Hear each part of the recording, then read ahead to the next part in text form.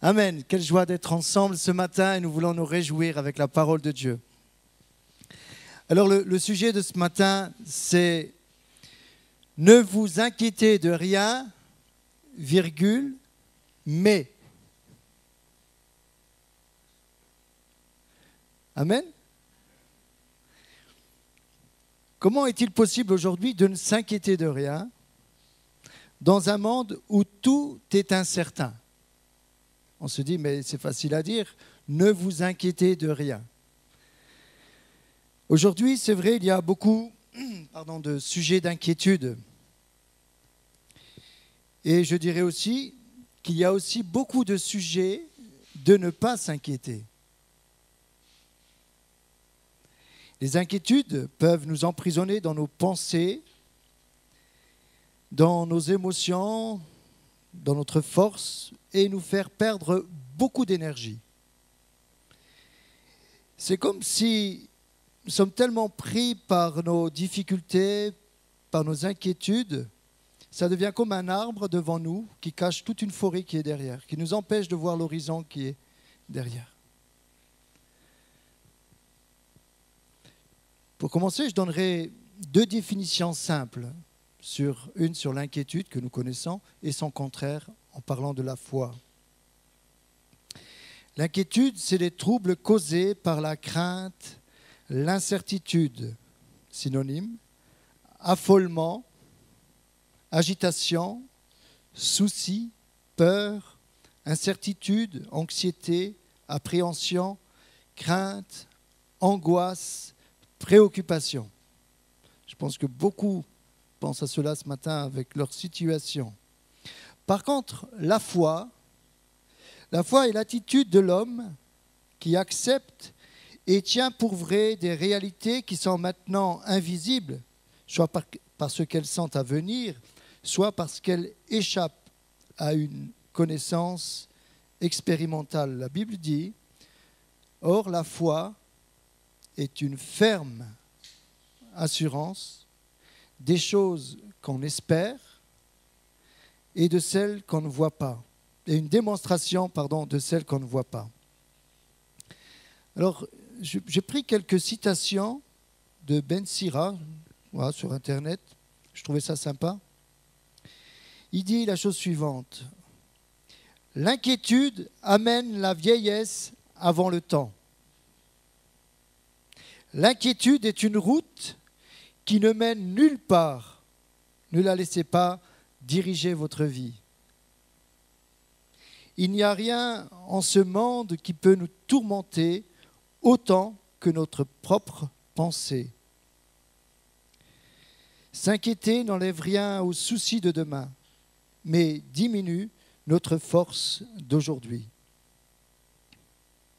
Lorsque l'enthousiasme entre par la porte avant, le souci fuit par la porte arrière. C'est ça sympa. Certains connaissent ce passage de Jésus, appelé les Béatitudes, le serment sur la montagne. Vous connaissez? C'est un passage qui est très important. Jésus commence son ministère, il voit la foule s'approcher, les disciples lui demandent « Enseigne-nous les choses ». Et là, Jésus va enseigner la foule, mais également ses disciples.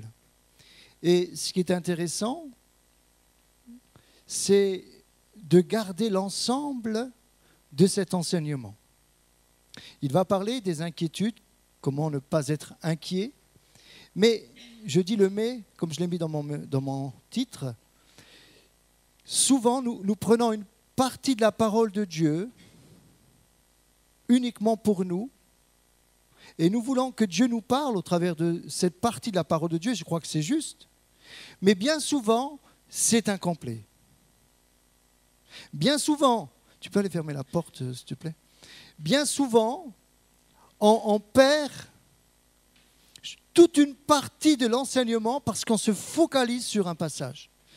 Et je vous demanderai de lire chez vous tranquillement Matthieu, je dirais tout ce serment sur la montagne, à partir du chapitre 5 jusqu'au chapitre 7 inclus. C'est très important.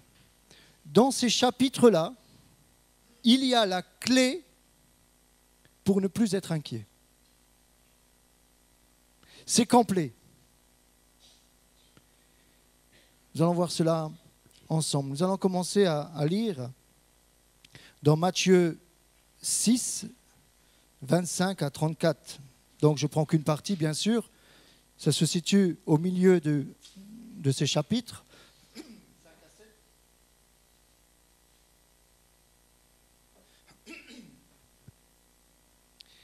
C'est pourquoi, donc, il y a eu quelque chose avant. C'est pourquoi je vous dis, ne vous inquiétez pas pour votre vie de ce que vous mangerez, ni pour votre corps de quoi vous serez vêtus. La vie n'est-elle pas plus que la nourriture et le corps plus que le vêtement ? Regardez les oiseaux du ciel. Ils ne sèment ni ne moissonnent et ils n'amassent rien dans des greniers. Et votre Père céleste les nourrit. Ne valez-vous pas beaucoup plus qu'eux ? Qui de vous, par ses inquiétudes, peut ajouter une coudée à la durée de sa vie ? Et pourquoi vous inquiétez au sujet du vêtement ? Considérez comment croissent les lys des champs. Ils ne travaillent ni ne filent. Cependant, je vous dis que Salomon même, dans toute sa gloire, n'a pas été vêtu comme l'un d'eux. Si Dieu revêt ainsi l'herbe des champs, qui existe aujourd'hui et qui demain sera jetée au four, ne vous vêtira-t-il pas à plus forte raison, gens de peu de foi ? Ne vous inquiétez donc point. Et ne dites pas, que mangerons-nous ? Que boirons-nous ? De quoi serons-nous vêtus ? Car toutes ces choses, ce sont les païens qui les recherchent. Votre Père céleste sait que vous en avez besoin. Amen. Cherchez, premièrement, le royaume et la justice de Dieu, et toutes ces choses vous seront données par-dessus. Ne vous inquiétez donc pas du lendemain, car le lendemain aura soin de lui-même. À chaque jour suffit sa peine. Amen. Alors, dis-le à ton voisin, à chaque jour suffit sa peine. Allez, dites-le. Amen. Aujourd'hui, on va vivre l'instant présent. Amen. C'est vrai, demain, on a fait le point pour boulot. Tu as vu le chantier, tu sais, faut qu'on voit tout à l'heure. Hein. Mais si je veux commencer je suis dit à demain. Je suis dit à demain. Chérie, demain, tu as vu tout ce qu'il y a à faire? Et je passe à côté du culte. Aujourd'hui, je passe à côté du culte. Mais chaque jour, je passe à côté de ce que Dieu a pour ma vie parce que je suis ou dans le passé ou dans le futur. Mais le jour même, le jour présent, c'est comme si... Qu'est-ce qui va nous tomber dessus? Qu'est-ce qui va nous tomber dessus? Non, c'est faux. Jésus va enseigner la foule. Il va commencer en leur disant c'est pourquoi je vous dis, si vous écoutez ce que je vous ai dit, si vous mettez en pratique ma parole, je vous garantis, je vous promets, parce que mon Père, lui, nourrit les oiseaux du ciel. Si vous regardez dans les champs les belles fleurs, les lys, si on dit que la reine des fleurs, c'est la rose, le roi, c'est le lys. Hein. ces belles fleurs magnifiques qui sont de passage. Et il va dire que Salomon, le roi Salomon, pour ceux qui le connaissent, l'homme le plus riche de la terre, n'était pas vêtu comme une fleur éphémère, parce que c'est Dieu. Pourquoi vous inquiétez sur ce que vous allez manger, sur ce que vous allez boire, comment vous allez être vêtu? Est-ce que vous pensez que Dieu n'est pas en souci de sa créature? Est-ce que le plus important, pour Dieu, c'est de se soucier de ce que vous allez manger, boire et vous vêtir? Est-ce que vous ne pensez pas que Dieu a un autre plan pour votre vie, uniquement que ces choses matérielles? Vous n'allez pas mourir de faim, ne vous inquiétez pas. Regardez, la nature nous enseigne. Regardez les oiseaux. On essaie d'observer souvent, à la maison on les observe bien souvent. J'ai jamais vu jusqu'à présent un oiseau rachitique mourir de faim. En tout cas, chez moi, ils se nourrissent bien de mes figues et mon raisin. Donc chez moi, ce n'est pas la référence. Mais est-ce que vous avez déjà vu un oiseau qui n'arrive pas à voler parce qu'il est trop maigre? Allez à la banque alimentaire, donnez-moi des graines. Est-ce que vous avez déjà vu un oiseau mourir de faim? Est-ce que ces belles fleurs de la nature, quand on observe les couleurs, les détails, on se dit, mais derrière, il y a un créateur. Si Dieu s'occupe des fleurs, s'occupe des oiseaux, est-ce que vous pensez que pour vous, qui vous aime, pour lequel il a donné son fils Jésus, il ne va pas s'occuper? Ce matin, une piqûre de rappel. Pourquoi? Quelles sont les sources d'inquiétude? En réalité, Jésus, c'est ce qu'il dit. Il ne commence pas son enseignement en disant « ne vous inquiétez de rien ». Parce que si vous faites certaines choses qu'il ne faut pas en contradiction avec la parole de Dieu, c'est normal que vous allez vous inquiéter. Jésus va enseigner plusieurs choses. C'est pour cela que je le disais, c'est tout un ensemble. Et si on écoute ses conseils, par la grâce de Dieu, avec mon épouse, nous essayons depuis le début de mettre en pratique sa parole de Dieu. Je peux dire une chose, aujourd'hui, nous manquons de rien. Est-ce que vous comprenez ce que je suis en train de dire? J'en ai plus rien à faire de tout ce qui est matériel. Aujourd'hui, ma priorité, ce n'est plus, et plus je raisonne comme ça, plus Dieu s'occupe de moi. Plus je veux m'investir pour le royaume de Dieu, plus je veux m'occuper des affaires de mon Père qui est Dieu, plus je cherche à faire sa volonté, plus Dieu dit « Ok, je m'occupe de toi, t'inquiète pas ». C'est pour ça qu'il va dire « Cherchez d'abord le royaume de Dieu et sa justice, et toutes choses vous seront données par-dessus tout ». Le problème, c'est que bien souvent, on donne les miettes à Dieu. Et après, on lui dit « Tu connais mes inquiétudes ». Le Seigneur va donner cet enseignement. Il dit voilà comment vous pouvez être heureux. Et j'aimerais vous dire ce matin, malgré tout ce qui se passe, nous devons être les gens les plus heureux de la terre parce que c'est notre Père qui s'occupe de nous. Tout dépend qui nous avons choisi. Parce que juste avant ce passage, Jésus va être clair. Il va dire, vous ne pouvez pas servir de maître. Ou vous choisissez Mammon, le Dieu des richesses, ou vous me choisissez moi, le Dieu d'amour. Et lorsqu'on commence à étudier tout ce sermon sur la montagne, on se dit, c'est vrai, je me suis peut-être mis dans certaines galères parce que je n'ai pas mis en pratique la parole de Dieu. Mais la bonne nouvelle de ce matin, même s'il y a eu des galères, même si on s'est trompé, même si on a péché, si nous demandons pardon et si nous nous repentons, Dieu a un plan B pour ta vie. Peut-être tu es passé à côté du plan A, mais t'inquiète pas, il y a plusieurs lettres dans l'alphabet. Mais il y aura le B pour ta vie. Peut-être tu as dégusté, peut-être avant de venir au Seigneur, tu ne le connaissais pas. Cela t'a amené dans certaines erreurs, certains problèmes. Mais lorsque tu viens à Jésus, Jésus te dit, venez à moi, vous tous qui êtes fatigués, chargés. Je ne vous culpabilise pas sur vos erreurs. On a un Dieu d'amour. Et même si on s'est trompé, même si on a des ardoises, même si on a de grandes difficultés, la bonne nouvelle de ce matin, c'est malgré tout ce que nous avons vécu, aujourd'hui, Jésus, comme cette brebis qui prend sur ses épaules, et il dit, ok, j'ai vu tes souffrances. Allez, viens avec moi dans la bergerie.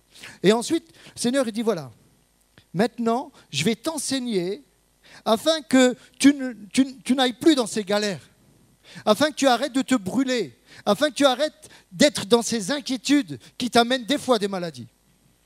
Il y a aujourd'hui ce qu'on appelle les maladies psychosomatiques. On a un problème dans la tête et il descend dans le corps. Et bien souvent dans une faiblesse du corps. Jésus va dire, voilà, je veux que vous soyez heureux. Alors écoutez mes enseignements. Alors il va dire tout un enseignement. Voilà comment être heureux. Il va dire, vous devez aussi être le sel de la terre. Donc il s'adresse à la foule, mais aussi à ses disciples. Il va dire, vous devez avoir du goût. Vous ne devez pas être comme ceux qui ne me connaissent pas. La différence doit être marquée entre les enfants de Dieu et les païens. Qu'est-ce qui fait la différence entre vous et les païens? Les païens, c'est pas ceux qui ne croient pas en Dieu. C'est ceux qui croient en plusieurs dieux, polythéistes. Ils vont croire, même dans les arbres, ils vont les serrer fort pour avoir de la force.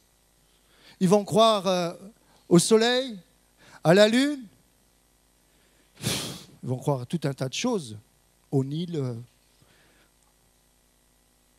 Mais ils ont tellement de dieux. Je comprends Paul qui va dire à un moment, à l'arrêt au péage, il y a aussi, j'ai vu un autel, il y avait tellement d'autels pour tous les dieux païens.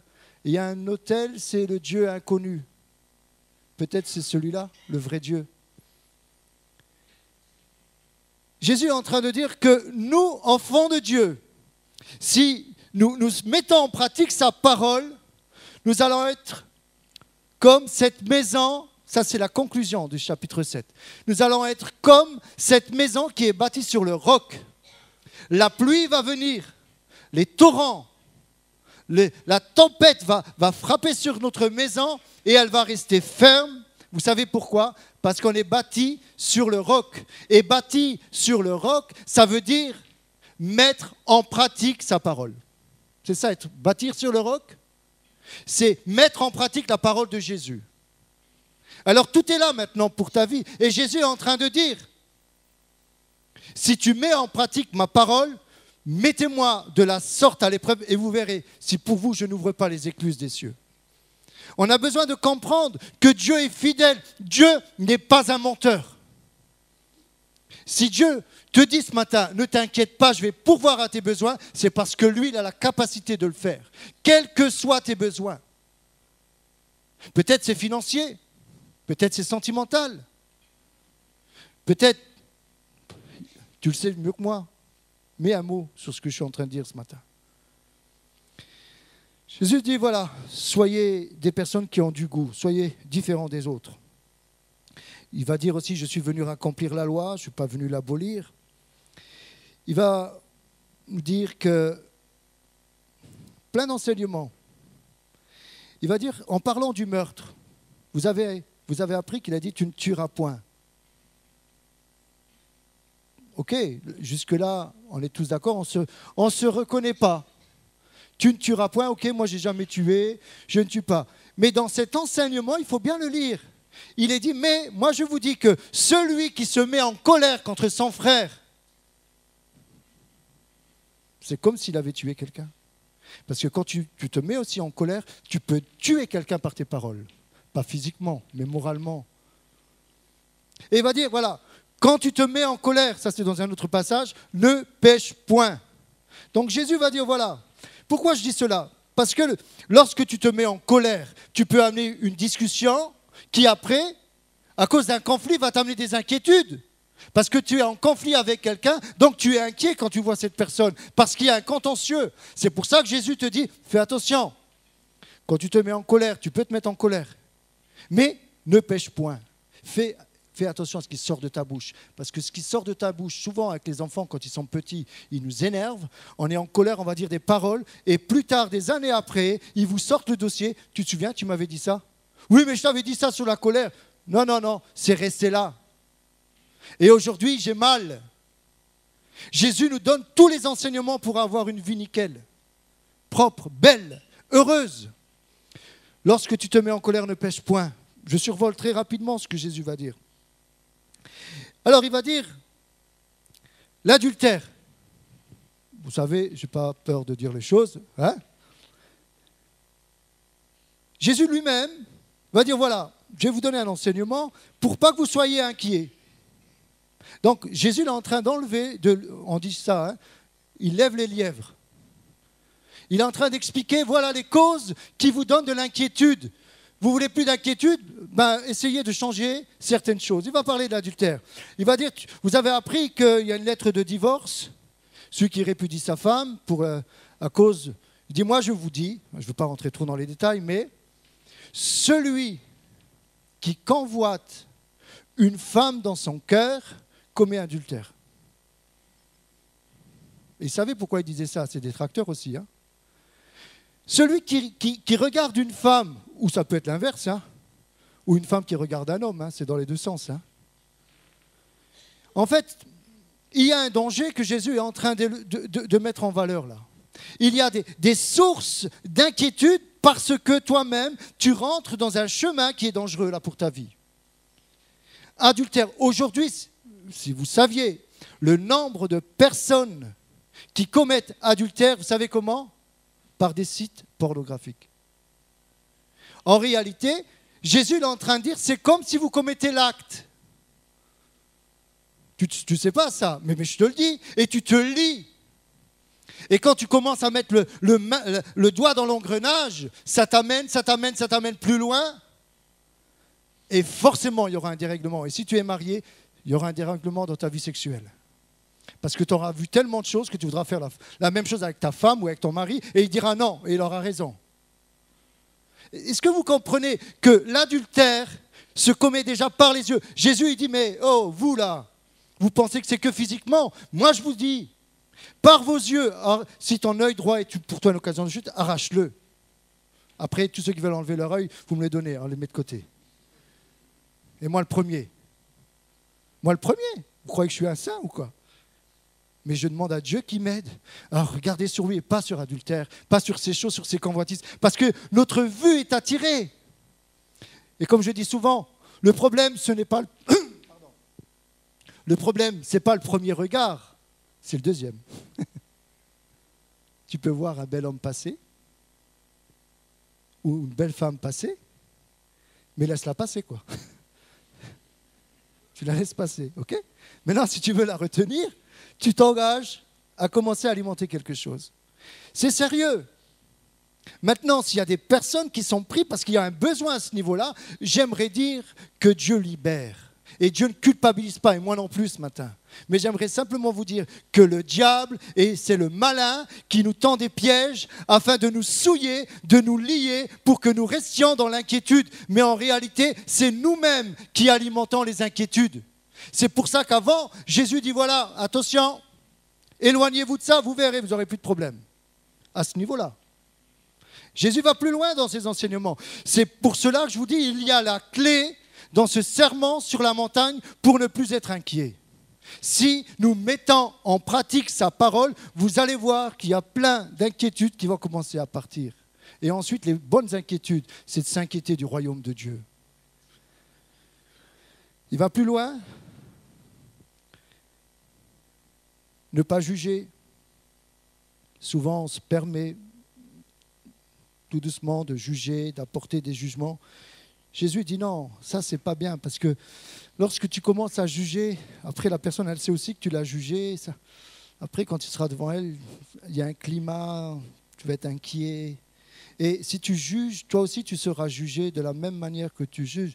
Pourquoi vois-tu la paille qui est dans l'œil de ton frère? C'est toujours facile, si vous voulez voir les pailles, il y a une botte de paille chez moi. Mais vous pouvez aussi avoir un ster de bois dans votre œil. Pourquoi vois-tu la paille qui est dans l'œil de ton frère et ne vois-tu pas la poutre qui est dans ton œil? Et aujourd'hui, l'esprit du monde, c'est la critique. On critique le gouvernement, on critique les politiques, on critique ça, on critique partout. L'atmosphère est chaude. Nous, en tant qu'enfants de Dieu, même s'il y a des choses qui seraient critiquables, on ne doit pas alimenter ces moulins-là. On peut avoir, bien sûr, notre propre point de vue sur les choses. Mais n'entrons pas dans cet esprit du monde qui veut toujours détruire l'autre pour passer au-dessus. C'est ce que Jésus dit. Et si tu commences comme ça, mais tu n'auras pas besoin d'être inquiet parce que tu vas régler plein de problèmes. Et Dieu va te donner la force d'aller plus loin. Demandez, cherchez, frappez.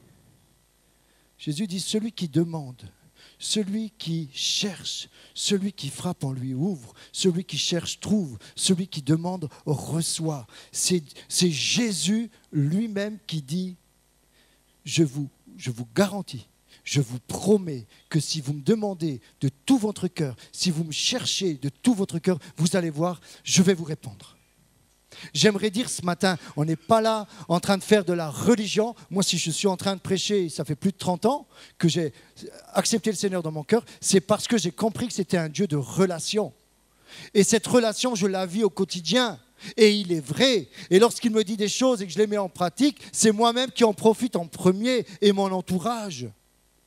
Dieu est vrai, Dieu est amour, Dieu est un Père qui veut nous aimer, qui veut nous combler de ses bénédictions.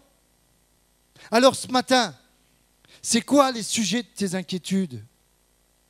Il peut y avoir des vrais sujets d'inquiétude.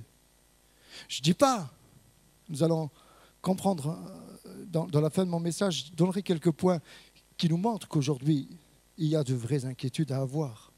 Mais j'aimerais dire, en tant qu'enfants de Dieu, nous devons, malgré tout ce que nous entendons, malgré tout ce qui se passe, comprendre que nous avons un Père d'amour qui s'engage à nous aider dans nos inquiétudes. Et toutes tes inquiétudes, tu vas voir, il va les prendre. Fais-lui confiance. Mais en pratique sa parole, pardon. Il va parler de la porte étroite. Il va parler de l'arbre et les fruits. J'aime beaucoup ce passage parce que la Bible elle dit que c'est à l'arbre qu'on reconnaît le fruit. Au fruit qu'on reconnaît l'arbre, on peut dire les deux. Hein. Souvent, nous, enfants de Dieu, nous devons être des témoins. Amen. Si nous connaissons l'amour de Dieu, nous devons être le sel de la terre. Donc, ceux qui nous regardent, il faut que notre arbre corresponde à notre fruit. Un bon arbre, une vigne, elle ne pousse pas sur des ronces. Si l'arbre il est bon, il va porter de bons fruits. Si l'arbre est mauvais, il va porter de mauvais fruits. En fait, c'est simple. Nous, enfants de Dieu, nous sommes cet arbre qui devons avoir un fruit cohérent. Et si, en tant qu'enfants de Dieu, nous sommes là avec nos amis et nous manifestons toujours nos inquiétudes, ils vont dire, son fruit, il m'a l'air un peu amer. Mais si, dans ce que nous vivons, nous reconnaissons qu'il y a des inquiétudes, mais nous pouvons dire que nous savons que notre vie est dans les mains de Dieu. Plus les temps arrivent, plus les temps seront difficiles, et plus je vous invite à garder la main ferme avec Jésus. C'est important d'être attaché au cep. Le sarment est attaché au cep. S'il doit donner du fruit, il faut qu'il soit attaché. La sève doit... Ce sera peut-être le message de la semaine prochaine, je ne sais pas, je suis encore en réflexion. C'est important de comprendre que plus nous sommes attachés à Jésus, plus nous sommes liés à lui, plus ça passe. Et plus il s'occupe de nous. Et plus il nous apprend les choses. Il va nous dire de faire la volonté de Dieu. Et il termine en disant, voilà, l'homme prudent et l'homme insensé, au verset 24 du chapitre 7 de Matthieu, il va dire, c'est pourquoi quiconque entendre ces paroles que je dis et les met en pratique. Le problème, il est là aujourd'hui. C'est qu'on peut venir à l'église, on peut entendre les messages et ça s'arrête. Ça rentre là et puis à un moment, ça ressort. Mais si à un moment, on ne met pas en pratique les enseignements de Jésus, je dirais, il faut repartir à zéro à chaque fois. On ne va pas pouvoir porter du fruit. Ce n'est pas le fait de dire Amen quand il y a une prêche ou dans la louange, tout ça, mais c'est d'en profiter, mettre en pratique. C'est important. Sinon, nous restons des bébés spirituels. C'est pourquoi Jésus va commencer dans Matthieu 6, 24, 25, ce que je viens de lire, sur les inquiétudes. Il va dire, c'est pourquoi donc, tout ce que je viens d'énumérer, tous les points qu'il a annoncés dans le sermon sur la montagne. Ensuite, une fois qu'on a compris sur l'adultère, sur le meurtre, sur toutes ces choses, et il va dire, c'est pourquoi je vous dis. Donc, si vous comprenez ça, vous allez vivre ça. Et il termine au chapitre 7 en disant, voilà, maintenant le résumé de tout cet enseignement, c'est pourquoi, il recommence, c'est pourquoi quiconque, c'est chacun d'entre nous, entend ces paroles que je dis, tous entendus ce matin, et les met en pratique, sera semblable à un homme prudent qui a bâti sa maison sur le roc. La pluie est tombée, les torrents sont venus, les vents ont soufflé et se sont jetés contre cette maison. Elle n'est point tombée parce qu'elle était fondée sur le roc. Mais quiconque entend ces paroles que je dis et ne les met pas en pratique sera semblable à un homme insensé qui a bâti sa maison sur le sable. La pluie est tombée, les torrents sont venus, les vents ont soufflé et ont battu cette maison. Elle est tombée et sa ruine a été grande. Après que Jésus ait achevé ses discours, la foule fut frappée par sa doctrine. C'est important de comprendre que, en fait, la vie chrétienne est simple. Jésus donne un enseignement. Si on le met en pratique, on va en profiter et on va être heureux, béni. Et il n'y aura plus de question d'inquiétude. Parce que les vraies inquiétudes, c'est quoi? C'est de se nourrir. Dieu dit, je m'engage à te nourrir. Je m'engage à te vêtir. T'as peur de ne pas avoir de nourriture? Fais-moi confiance. Et dans tout cet enseignement, au milieu, vous savez ce qu'il y a? La prière du Notre Père. La prière du Notre Père fait partie de cet ensemble. Et il va dire, quand vous priez, dites « Notre Père », rien que là. En disant « Notre Père », c'est explosif pour l'époque. Jésus était en train de casser quelque chose là. En disant, vous allez appeler Dieu votre Père. Waouh, ça passait pas. C'était une des raisons aussi qui ont amené à le crucifier, parce qu'il appelait Dieu son propre Père. Rien que dans cette prière du Notre Père. Et si on comprend, parce que malheureusement, aujourd'hui, dans beaucoup de religions, de sectes, ils n'ont pas cette dimension de ce Dieu d'amour, le Père. Ils servent une religion, ils servent des doctrines, des enseignements. D'ailleurs, ils vont même le dire, la foule. Ils sont frappés de Jésus parce que ce n'est pas comme les scribes qui l'enseignaient, mais il enseignait avec autorité. Et cette dimension que nous pouvons vivre aujourd'hui, c'est de servir un Père qui est plein d'amour. Et dans beaucoup de religions et sectes, les gens font les choses par crainte, par peur, par obligation. Parce que s'ils font ça, ils n'iront pas au ciel. S'ils ne font pas ça, s'ils ne vont pas témoigner aux portes, mais il y en a qui sont tellement obnubilés par ce qu'on leur enseigne, qu'ils sont prêts à tout, même à se mettre en l'air et à tuer des autres. Où est la dimension de l'amour dans tout cela? Jésus dit non, l'amour c'est pas ça. Aimez vos ennemis. Vous devez même aimer, mais c'est pas possible. Il m'a marché dessus.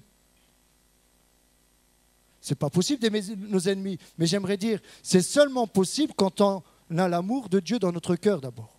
On ne peut pas commencer à aimer nos ennemis si on n'a pas vécu une expérience avec Christ. si on n'est pas passé par une vraie repentance, une révélation de l'amour de Dieu, cet amour qui déborde, et c'est de l'abondance du cœur que la bouche parle. Et ensuite, quand on a compris cet amour de Dieu, on peut commencer à aimer ceux qui nous marchent dessus.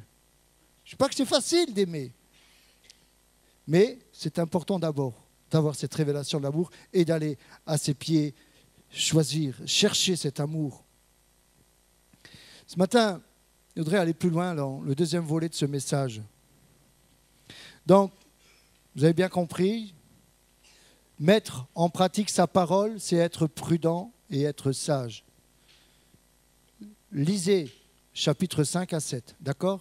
Encore une fois, toute source d'inquiétude, tu peux t'en débarrasser si tu mets en pratique ce que Jésus a dit. Ce n'est pas un problème d'argent pour Dieu. L'or et l'argent lui appartiennent. Maintenant, avant d'aller au deuxième volet, je pense à ça. Quand Jésus dit, vous ne pouvez pas servir de maître. Parce qu'à un moment, Dieu est en train de dire, en fait, les oiseaux, eux s'occupent de rien et je les nourris. Toi, fais de même en réalité. Ne t'inquiète pas des richesses, moi je vais te nourrir. Ça ne veut pas dire qu'il ne faut pas investir, faire toutes ces choses. Le problème n'est pas là. Mais le problème, c'est que tu vas te lancer dans certaines choses qui vont t'amener des inquiétudes, avec l'inflation, avec ci, avec ça. Pourquoi? Parce que tu veux posséder plus. C'est ce que Jésus est en train de dire. Ce n'est pas moi qui le dis. Il est en train de dire que ça peut être un piège. Contente-toi de ce que tu as. Dieu t'a donné des capacités, ben, il va te bénir. Tu as des capacités dans le business, je peux te dire qu'une chose, si Dieu va te bénir dans ton business, mais tu sais pourquoi? Pas pour que tu achètes un bateau uniquement, tu peux l'acheter. Mais pour que tu penses aux pauvres. Et ça, on oublie cette dimension. Tout ce que nous avons nous vient de Dieu. Et je crois que plus le temps va passer, plus nous devons vivre cet aspect-là de penser aux pauvres au milieu de nous. Il y avait des collectes pour l'église de Jérusalem parce qu'il y avait la famine. Et je crois que nous entrons dans des moments difficiles. Donc, soyons sages. Et j'aimerais dire, j'ai essuyé aussi quelques témoignages là-dessus. Soyez sages lorsque vous faites des crédits à la consommation.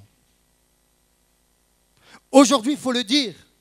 Faites attention parce qu'il y a des engrenages. La Bible dit, si tu n'as pas de quoi payer, ne te lance pas. Faites attention parce que les temps viennent tellement difficiles et c'est cela qui va t'amener des inquiétudes. C'est important de comprendre qu'il y a tellement aujourd'hui dans cette société de consommation des attrapes là. C'est là pour essayer de nous avoir. Et une fois qu'on est pris, qu'on est surendetté, ensuite on a du mal et forcément nous sommes inquiets. Et forcément, nous demandons à Dieu d'enlever nos inquiétudes, de nous aider. Dieu va quand même t'aider, mais repens-toi et arrête. C'est tellement important de comprendre qu'il y a des pièges qui nous amènent des inquiétudes. Dieu nous demande de la sagesse et dans les temps dans lesquels nous sommes, nous devons veiller de plus en plus parce qu'économiquement, ça devient chaud. Et là, je viens à mon deuxième volet. La Bible parle, dans Apocalypse, il y a plein de passages qui nous parlent de cela. Qu'est-ce qui va se passer dans les derniers temps? Dans les derniers temps, si vous lisez la parole de Dieu, nous savons que va se mettre en place un gouvernement mondial. Important d'en parler. Ce gouvernement mondial se met en place sous nos yeux. C'est des prophéties, passages. Aujourd'hui, c'est clair.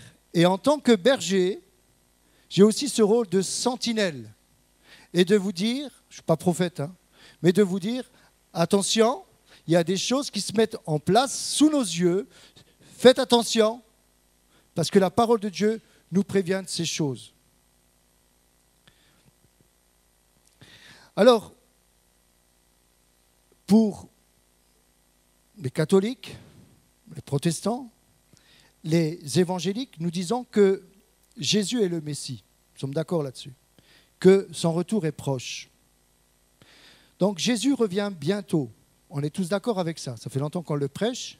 Mais il y a des éléments aujourd'hui qui sont là devant nos yeux. La plupart des prophéties sont toutes réalisées, qui nous montrent que Jésus est à la porte. Mais pour que Jésus puisse venir, il y a encore quelques points qui doivent se mettre en place. Notamment ce gouvernement mondial. C'est un des signes pour moi des derniers temps qui est en train de se mettre là en place. Une appui énorme. Alors, si vous parlez avec les Juifs, il y a beaucoup de rabbins, ils sont tellement convaincus que leur Messie, le Mashiach, va venir, qu'ils donnent des dates. Parce qu'ils sont tellement ancrés dans des prophéties qu'ils voient leur accomplissement, et pour eux, c'est imminent. Donc, si vous écoutez, il y a beaucoup de rabbins qui ont donné plusieurs dates en disant « leur Messie arrive ». Et puis, bon, il n'est pas encore là. Non, la Bible a dit que personne ne connaît ni le jour ni l'heure. On n'a pas besoin de donner de date. Mais des Juifs, des vrais rabbins, des personnes qui ont une culture de la Torah, ils savent que quelque chose va se passer et que le retour de leur Messie est imminent. Dans l'islam, il est question de leur Mahdi, excusez-moi la prononciation, mais qui doit venir, leur Messie. Et hier, je creusais un petit peu, bon, je n'ai pas voulu trop compliquer les choses, mais ils disent clairement que leur Messie va venir, ce n'est pas Mahomet, hein, c'est leur Mahdi, bon, je ne sais plus les noms, et ils disent qu'il va venir avec le faux prophète et que c'est Jésus qui va aussi détruire leur faux prophète. Le faux prophète qui viendra. Donc c'est ce que dit l'islam. Je ne rentre pas. Mais ce que je suis en train de dire ce matin, c'est qu'il y a plusieurs courants de religion qui sont tous conscients que quelque chose va se passer. Maintenant, je parlais de l'islam, des juifs, des grandes religions, les protestants, évangéliques, catholiques. Et il y a aussi, aujourd'hui, des groupes, je tairai les noms, mais qui travaillent comme la préparation d'une autoroute pour arriver à ce gouvernement mondial. Aujourd'hui, il y a, pour ceux qui suivent un petit peu l'actualité, Davos. Est-ce que vous avez entendu parler de Davos, en Suisse? Davos, voilà le dernier sommet, le 23 mai 2022, et ça a été fait par Bruno Oden, publié dans l'Humanité. Davos, la globalisation au service d'un nouvel ordre mondial.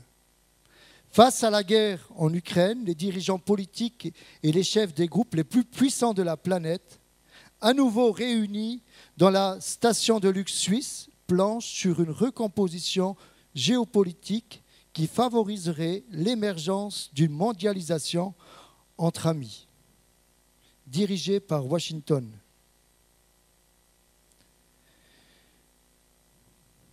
Nouvel ordre mondial. Ces trois mots prononcés lundi 21 mars par Joe Biden dans un discours. Si vous regardez un petit peu, aujourd'hui, ça se met en place sous nos yeux. Je me souviens, à l'époque de l'ancien président Nicolas Sarkozy, il parlait du gouvernement mondial, c'était clair. D'autres anciens présidents des Amériques parlaient du gouvernement mondial. Donc, qu'est-ce que je veux dire au travers de tout cela? Pour que ce gouvernement mondial ait la cote et puisse prendre toute sa place, il faut qu'il y ait une crise mondiale. Et je crois que nous entrons aujourd'hui dans cette crise mondiale. Et dans cette crise mondiale, il y aura une personne qui aura la solution. Et tout le monde va dire, on vote pour lui. Et ça va se mettre en place. C'est tout à fait ce qui est en train de se passer. Il faut dire les choses. Ça ne va pas se régler ce qu'on est en train de vivre. C'est le commencement. C'est le commencement de difficultés qui mettent... Sinon, Jésus ne peut pas venir. Est-ce que vous comprenez? Tout cela est lié au retour de Jésus. Mais Jésus nous donne cette bonne nouvelle. Parce que quand ces choses, et là je demanderai on verra avec Henri pour faire des études plus approfondies sur le retour de Jésus. Mais dans les grandes lignes ce matin, comprenant que nous entrons dans des temps difficiles qui vont amener les personnes, je dirais, contre le mur, et il n'y aura pas d'autre solution que de faire ce qui s'est fait, ce qui va se mettre en place. Ça me fait penser à Louis XIII. Louis XIII disait une seule loi, une seule foi, un seul roi. Je vous donne dans le mille, c'est le programme du gouvernement mondial. On ne parle pas de ça. On ne parle pas de ça. Mais gouvernement mondial, c'est ce que vous entendez aux médias.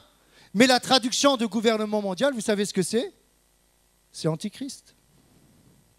Ce mot, il fait peur. Il y a l'antéchrist et l'antichrist. Quand on parle de l'antéchrist, c'est ce qui vient avant le Christ. Et l'antichrist, c'est celui qui est contre le Christ.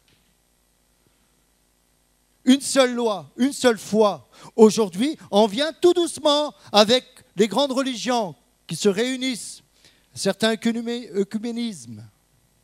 Moi, je suis ouvert avec d'autres religions. Mais comprenons, la Bible dit que Jésus est le Fils de Dieu. Il y a des fondamentaux où on ne peut pas changer la parole de Dieu. Et si d'autres religions veulent nous faire croire autre chose ou mettre de l'eau dans notre vin, choisissons si nous obéissons à la parole de Dieu ou à ça. Ça se met en place.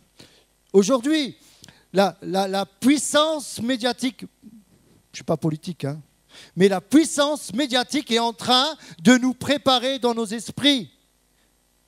Tout est fait pour nous préparer à cela. Et ensuite, on pourra dire que oui. On ne pourra pas dire non. On ne pourra pas dire non. Tous les moyens, aujourd'hui, sont en place. Aujourd'hui, au niveau de la planète, on peut faire une conférence par Internet sans problème. Avant, ce n'était pas possible.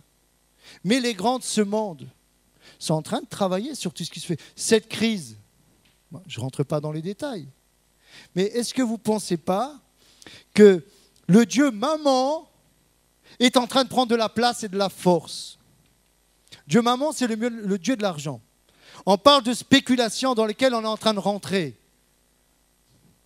Ce n'est pas normal qu'aujourd'hui, je n'ai pas peur de le dire, il y a beaucoup de spéculation. Je parle simplement des matériaux de construction qui sont stockés dans des hangars pour faire monter les prix. C'est la même pour le pellet. J'ai appris ça. Une personne, elle a demandé qu'on lui livre des pellets. La personne qui lui livrait chaque année a dit, écoutez, ça ne va pas, je suis débordé, c'est trop difficile et tout. Et elle habitait pas trop loin. Ils ont été voir, il y avait un hangar qui débordait, il y en avait plein partout. Ils attendent que les prix montent, les prix flambent. C'est la même chose pour des aliments, c'est la même chose pour toutes ces choses. Pourquoi cette spéculation? Parce que c'est le Dieu maman. Les gens veulent toujours de plus en plus. C'est leur maître, c'est maman. Il leur faut de l'argent, il faut investir, il faut plus d'argent, il en faut plus, au détriment de l'honneur et des vraies valeurs. Réveillons-nous, comprenons ce qui est en train de se passer sous nos yeux. Alors, qu'est-ce qu'on fait devant ce qui se passe? On prie. On prie notre Père qui est dans les cieux et qui dit « Je ne vous abandonnerai pas, n'ayez pas peur. Si on vous fait peur avec les médias, avec la crise, n'ayez pas peur. Levez les yeux, car mon retour est proche. Préparez-vous au retour de Jésus. » C'est important de comprendre que cette crise va être de plus en plus pressante dans tous les aspects. Nous sommes le peuple de Dieu qui devons amener l'espérance à ce monde qui n'en a plus. Et si des fois nous devons travailler à mettre la main dans la poche, c'est ce qu'il va falloir faire pour aider les pauvres. Parce qu'il arrive des temps difficiles où il y aura des personnes qui vont venir au milieu de nous qui seront réellement dans le besoin. Et ça ne sera pas le tout de dire que Dieu te bénisse. Oui, mais j'ai le ventre vide. On va lui apprendre ensuite qu'il faut gérer, qu'il ne faut plus faire d'erreurs. Mais l'Église, c'est aussi sa vocation. Moi, je prie pour gagner encore plus d'argent. Pour que l'argent soit mon serviteur et pas mon maître.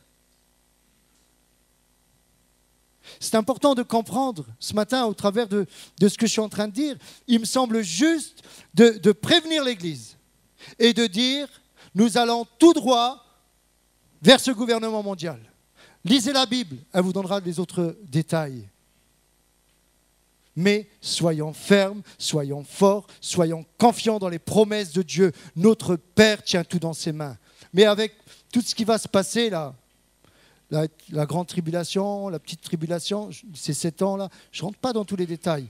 Mais une chose est sûre, c'est que Jésus va bientôt venir mettre son règne sur terre. Le millénium. C'est lui qui sera ce gouvernement mondial. C'est lui qui va gérer les choses. Imaginez-vous tout de suite les économies. Plus besoin d'armement. Vous vous rendez compte tout l'argent qu'on épargne? Plus besoin de police. Plus besoin d'assurance vie. Plus besoin de... Mais vous avez vu les économies qui vont se faire quand Jésus va venir? Jésus va venir et nous allons régner avec lui pour ceux qui seront fidèles. N'ayez pas peur de ce qui se passe. Ce matin, je veux être rassurant. Peut-être tu galères dans ce que tu vis, mais j'aimerais te dire que Dieu va t'aider dans ce que tu vis. Mais fais attention, mets en pratique. S'il y a des portes ouvertes dans ta vie, ferme-les. Ferme-les. Et les inquiétudes vont se fermer en même temps. Amen. Moi, je crois ce matin que Dieu est ce Père plein d'amour. Vous savez, je sais qu'aujourd'hui, pour plusieurs, c'est difficile matériellement. Beaucoup ont même du mal à finir le mois, Je sais que c'est difficile. Mais j'aimerais dire, quand tu sors d'ici, regarde les oiseaux.